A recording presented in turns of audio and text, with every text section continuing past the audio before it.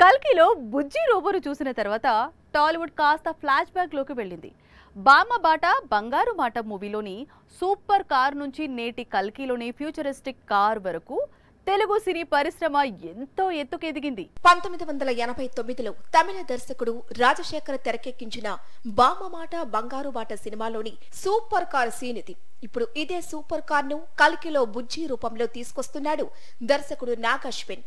అప్పుడు ఎగిరే కారు అబ్బురు పరిస్తే ఇప్పుడు కల్కిలోను బుజ్జిని ఎగిరే కారుగా ఫ్యూచరిస్టిక్ కారుగా డిజైన్ చేయించారు. కేవలం ఈ కారు డిజైనింగ్ కు యూనిట్ కు 7 కోట్లు ఖర్చయినట్లు సమాచారం. కారు సంగతి పక్కన పెడితే ఇలాంటి ఇన్నోవేటివ్ స్టోరీస్ ను టాలీవుడ్ చాలానే చూసింది.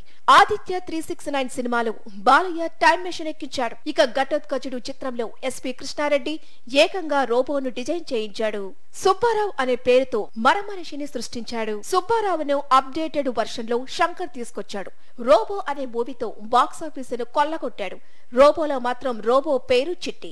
ఈ సినిమా రిలీజ్ అయినప్పుడు రజనీకాంత్ కంటే చిట్టిని చూసేందుకే ప్రేక్షకులు ఎక్కువగా థియేటర్ కు పరుగులు తీశారు అంటే ఆశ్చర్యపోక మానరు.